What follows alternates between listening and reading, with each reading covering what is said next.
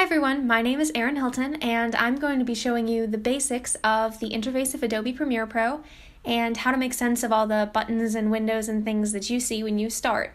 I'm going to be looking at this from a beginner point of view, so I won't be teaching you anything fancy, just the very basics of what you see, how to move your windows around, customize your experience, things like that.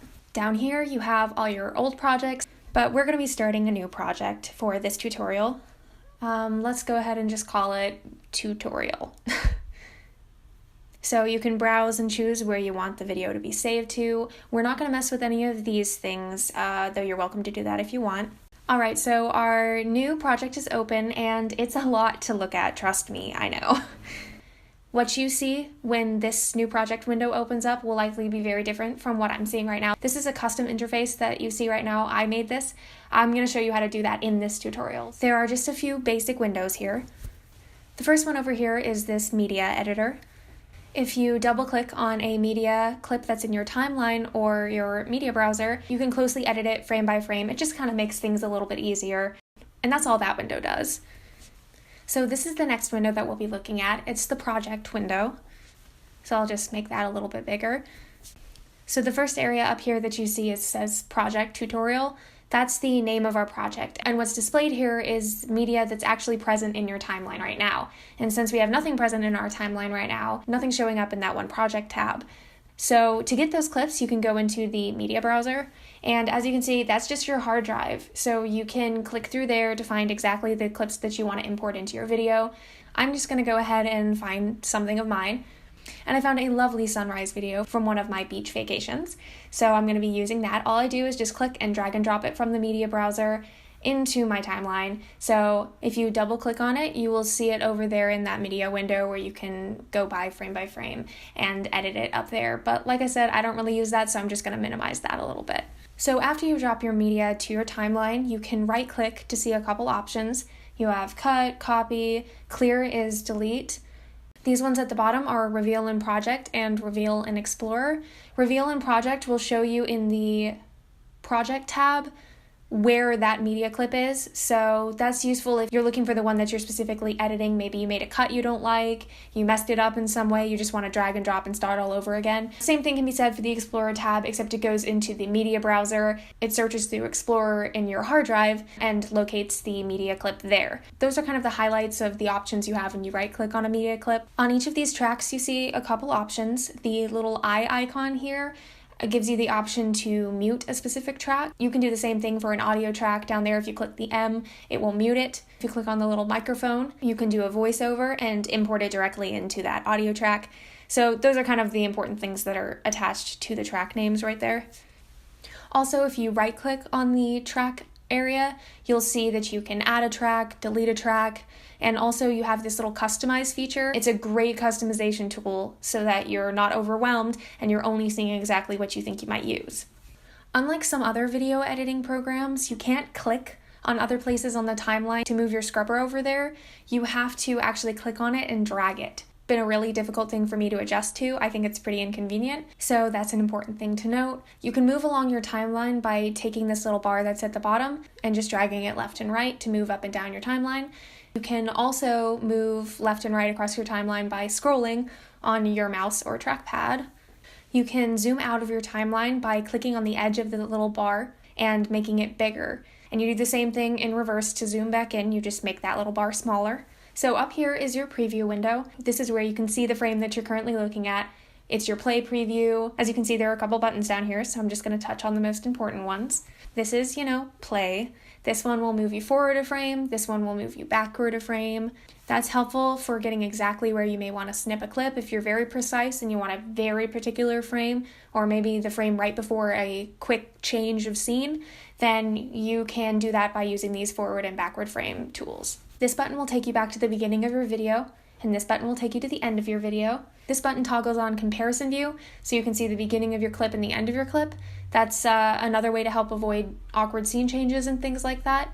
This little camera icon will export the frame that you are looking at in the preview window right now into an image file. So say you want a particular still shot from the video that you're looking at for like an end picture or anything like that. All you have to do is click that. It'll give you a couple options to export it as an image file. And the last important button here is this add marker button. That will put a marker where your scrubber is right now. That's another one of those precise tools. You can drag your scrubber to a particular part of the video on a frame that's important or a piece of the audio that's important. I use markers mostly for if your song makes a particular jump and you want to change frames right there, then you can place a marker there and you can always drag clips to end and start directly on that marker.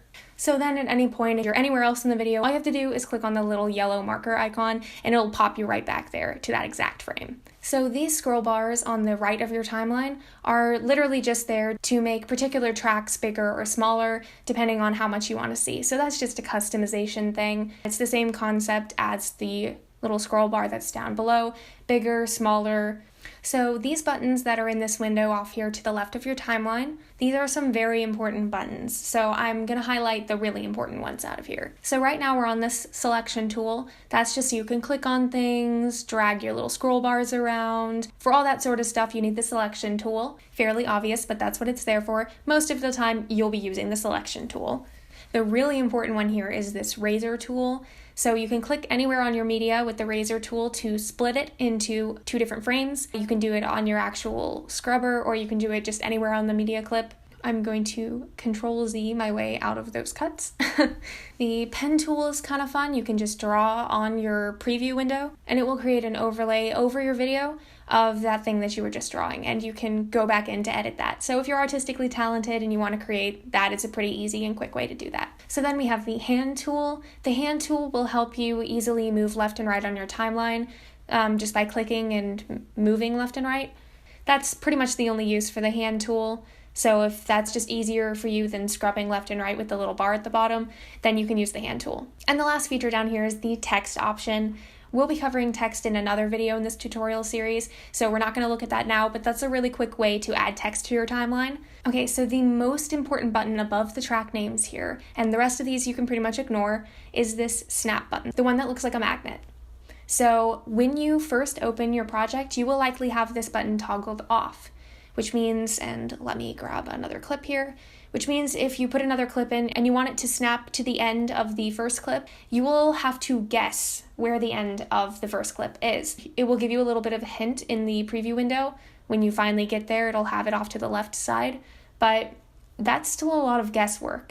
And if you go over it, it will cut off the end of the first clip, so you might end up losing some of your footage there. So a way to avoid this is to go ahead and put that snap button on, and when you drag the clips close enough, it'll just lock it and snap it right into place. So you won't have any awkward shuffling back and forth trying to figure out when one clip ends and when another one should begin. It'll automatically just flip it so there's no spaces, nothing gets cut off, everything is great. Have that toggle on. So you're going to want to pick and choose what windows you see, what orientation you see them, whatever makes this layout most comfortable for you. You can resize windows like you saw me do before by just clicking on the edge of the window, dragging it left and right, whatever. So we're in the Effects tab right now, and I'm going to go over what all these different windows here at the top are, but you'll spend most of your time probably in editing, and I do too, so I'm going to flip back over here to editing. So now that it's gone into the editing tab, you see it changed up my interface completely. That is where customization comes in. So this, what you see right now, is my custom layout. I moved the windows around to what I wanted to see, saved it, and that's what you're looking at. And I'm going to show you how to do that now. If you go up to the corner until you see the little double window icon underneath your cursor, that means you can drag it to occupy a different space in the interface. So you see I get these little block options. You can just drag it to wherever you want and it'll just click into that spot. It'll automatically shuffle things around, scoot things over for that window to move to that spot of the interface. Once you move everything around, whatever, to make this design exactly what you want to look at when you're editing, you can go up here to Window, Workspace, and you have the option to save this as a custom layout. And you can see I have an option to reset to saved layout. So that's what I'm going to do, and it'll automatically take me back to my saved layout. So I would highly recommend customizing your own layout. That way when you switch tabs, if you accidentally close a panel, whatever, you can automatically switch back to what you most want to see. And you can re-customize this saved layout all the time. So you are not stuck with this beginner tutorial, this is what I thought I wanted to edit with. And as you get more familiar with your editing style, you no longer want to see certain windows or you want to see more windows, you still have the option to change your saved layout to do that for you. So you can also right-click on a particular panel and you see this close panel option. You can close that so you can just get rid of entire windows. Like I could just get rid of this entire preview window if I just don't want to see it. So if there's a thing on here that you just don't want to see when you're editing, you can just right-click, close panel, get it off your interface, save that as a preset, and you never have to look at it again unless you want to toggle it back on. All these other window options up here at the top, all they do is change your interface to highlight what's most important for those specific tabs. So let me show you. If we go to the Learning tab, it's pretty much the same as before, but you see you have all these options for tutorials off to the left. If you click on those will contain links that take you directly to tutorials that you might want to see, depending on your skill level or whatever you're interested in learning. Ultimately, I don't think going to the Learning tab is any faster than just Googling what you want to do, but that tab is there for you and it's a kind of a nice help feature. If you go to the Assembly tab, that's for when you start a video. This only has two basic things on it. It has your Media Browser and Project tab, it has your Play Preview, and it has your timeline. So all you do in this is browse to find the clips that you want, move them to your timeline, and they'll show up in your Project tab. It's very streamlined. It's literally just to help you find the clips you want without the confusion of any other effects tabs or media editors or anything fancy like that. You're literally just looking at the most important things to just basic put things into your video and get your video rolling here. So that's what the Assembly tab is there for. Essentially, these are supposed to roll in importance. So you start with Learning, so you see tutorials and you learn what you want to do. Then you go to Assembly, that's the start of your video. And then you head over to the Editing tab, which is where I was before and where I pretty much do everything, and where you'll probably end up doing pretty much everything. Editing has those same things, plus it also has the little media editor window, which I already said I never use. But yeah, so it's pretty much just building in complexity from each of these tabs as we go forward. So Assembly has 3 things, Editing has 4 things, and then we move off to Color. So if you click on Color, it's an advanced space for color adjustment of your clips. That's pretty much all of this is used for. So you see this extra window pop off to your right that has all these advanced color options. That makes it really easy for you to see a particular clip on your timeline and make sure it's colored the way that you want. This is a very advanced tool, so you probably won't want to use it, but that's what that is. You can still do all of these things in a different view, so we could be in editing and still get over to the advanced coloring options, but you have to get your way there through other means, whereas if you're just in the color tab, it'll automatically pop up there for you with no extra work. If you go over here to the Effects tab, this is for video and audio effects and transitions. This is a very useful tab. Like I said before, you could also get all these features in editing, but this does make it a little easier to see. It automatically pops it up to the right, so you can see you can add effects and transitions for both media and audio. We will cover effects and transitions in another video in this same tutorial series, so if you stay tuned, you can figure out how to mess with all these things in your video, but I'm not going into that here, so that's just the options that you have under the Effects tab. So you see if you click down, you also have graphics, sound, other color adjustment tools, things like that are still under that Effects tab. The audio window here is essentially like the color window. It just pops up another window off to the right. That's for audio adjustment. And you see we have these little level things over here. So you can manage audio levels in your project. That's very advanced and very nitpicky. I hardly ever do audio adjustment sorts of stuff, but that's what that tab is there for you. The graphics window has text templates and other graphics options like that. So a text template makes things really easy.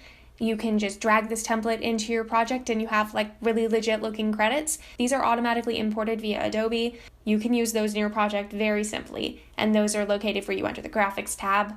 So the last window option up here is the library window. Here you can see templates and colors that you've created in other Adobe projects, and you can use them in your video, which is a pretty cool feature. So you can see I made this graphic in Illustrator, and I could use it in this video. It's automatically imported. It's just synced up with my Adobe account, so it'll see that I created this graphic and I created these colors, and I'm capable of using these very easily in my video if I want to. So that's all that's available in the library tab. It's just to see things from other Adobe projects that you could import into your video. If you click on this little double arrow, you can edit the workspaces that you see. So if you click on Edit Workspaces, you can see all the things that are currently being shown. Right now I have all of them displayed, but you can drag and drop these. You can change the order that they're displayed in. You can move them down to that Do Not Show if you think you're never going to use them. So that's another way you can streamline what you're looking at so you can see only exactly what you think you'll actually use. It is very overwhelming at first to look at Premiere Pro, for sure. So any ways that you can help yourself by streamlining what you see, you should really look into doing. So that's the basics of what you see. I'll go back to the editing tab. So now hopefully you feel more comfortable in this space. You know how to customize it, you know what each button does, you know what's the most important features. I hope that you're able to customize this space so that it's exactly what you need it to be. Our next videos in this tutorial series will be narrated by my partner, Malik. They will be about text, they will be about transitions, they will be about effects. So you'll learn all the basics about text, transitions, effects in Premiere Pro, and my partner Malik will help you do that. So don't click away and follow along. Thanks, guys.